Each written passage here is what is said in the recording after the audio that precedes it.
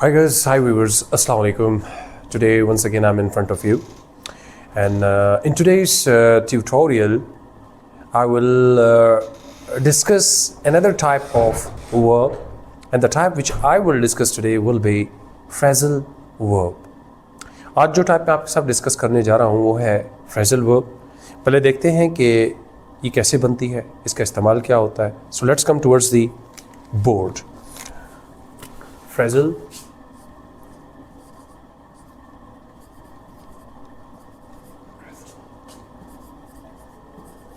Phrasal verb को हम two part verb भी कहते हैं. फ्रेजल वर्ब और टू पार्ट वर्ब्स भी कहा जाता है इन्हें. पहले मैं ज़रा आपको बता देता हूँ कि ये बनता कैसे है.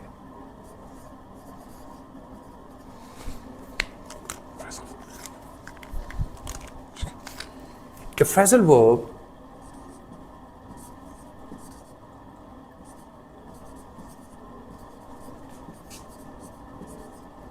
a phrasal verb is formed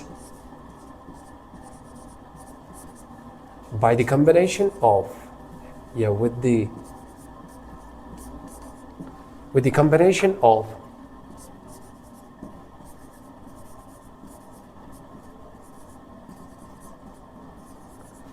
combination of verb plus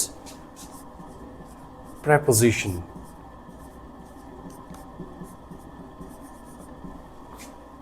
पहली बात तो ये है कि इस वर्ब को जो कि एक फ्रेज़ की शक्ल इख्तियार करता है. पहले मैं थोड़ा सा फ्रेज़ का कॉन्सेप्ट आपको बता दूं.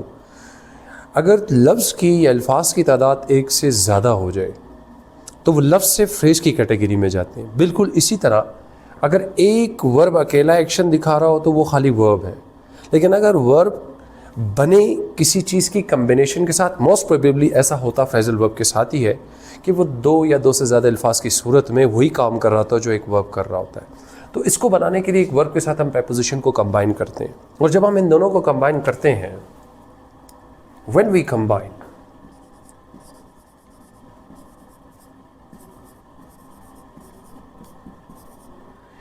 कंबाइन them से मुराद verb plus preposition, they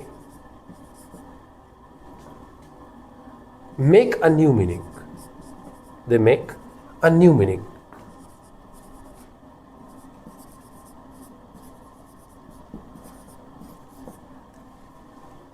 And they're older,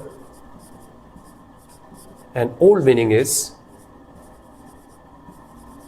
gets changed. कहने का मतलब ये है कि फ्रेजल वर्ब एक ऐसा वर्ब है जो एक वर्ब प्लस प्रीपोजिशन की कम्बिनेशन से हमारे पास वजूद में आता है, यानी वर्ब के साथ हम प्लस करेंगे प्रीपोजिशन को.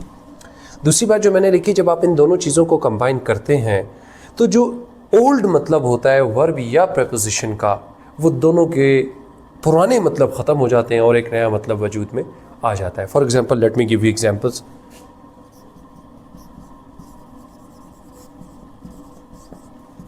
फॉर एग्जाम्पल, अगर आप कहते हैं गिव, जैसे मैं दो चीज़ों को प्लस करूंगा. गिव का मतलब होता है टू हैंड ओवर, देना, और दूसरा हमारे पास आ गया अप का मतलब होता है अपवर्ड्स. लेकिन जब आप इन दोनों को प्लस कर लेते हैं तो इनके कम्बिनेशन से जो नई चीज़ हमारे पास आती है वो होता है गिव अप. अब गिव अप की कम्बिनेशन से जो नया मतलब वजूद में, उसका मतलब होता है टू सरेंडर, टू लीव, छोड़ देना, हार मान जाना, या किसी चीज़ को तर्क कर देना. It means to leave, to surrender, to quit. कोई भी एक्टिविटी जिसको आप छोड़ना चाहते हैं उसके लिए हम इस्तेमाल करते हैं. इसका मतलब छोड़ देना, तर्क करना. एक बहुत बड़ी तादाद है हमारे पास फ्रेजल वर्ब्स की. जैसे मैं एक और आपके सामने मिसाल रखता हूँ, दैट इज़ ब्रेक इनटू. अब ब्रेक की अगर आप बात करते हैं तो ब्रेक का मतलब होता है तोड़ना. इनटू का मतलब होता है किसी चीज़ के अंदर डायरेक्शन की तरफ जो मोशन में हो. लेकिन जब आप इन दोनों को प्लस करते हैं तो ब्रेक इनटू की कम्बिनेशन से जो नया वर्ड यानी फ्रेजल वर्ब जनरेट होता है उसका एक नया मतलब आता है.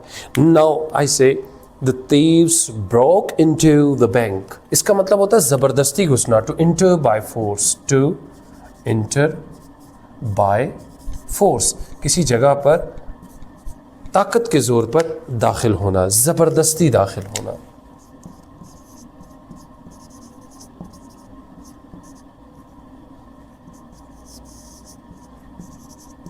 तो इस तरह की एक बहुत बड़ी तादाद हमारे पास है व्यूवर्स। अब यहाँ मकसद ये नहीं कि एक बहुत बड़ी तादाद को लिखा जाए, मैं दोबारा से आपको सिर्फ ये बताना चाहूँगा, इस ट्यूटोरियल का सिर्फ मकसद ये था कि मैं आपको ये बताता चलूँ कि फ्रेजल वर्ब बनाते कैसे हैं। फ्रेजल वर्ब जो कि एक फ्रेज़ की तरह दिखता है, यानी एक वर्ड नहीं होता, एक से ज़्यादा वर्ड्स मिलकर बनाते हैं। कम्बिनेशन होती कैसे, वर्ब के साथ एक प्रेपोजिशन कंबाइन होता है। When you combine these two sources then a new word comes into existence, तो एक नया वर्ड वजूद में आता है, और नए वर्ड के वजूद में आने से जो इनके अपने पुराने मतलब होते हैं, they got finished, वो ख़त्म हो जाते हैं, they get finished, end हो जाता है उनका, और जो नया मतलब वजूद में आता है उस नए मतलब को हम कहते हैं फ्रेजल वर्ब, क्योंकि वो नया मतलब फ्रेजल वर्ब की मतलब से या उसकी मदद से हमारे पास वजूद में आया। Hope this lecture is quite clear. इंशाल्लाह in my next tutorial I will definitely come up with something new. Thank you very much, keep on watching and like my channel.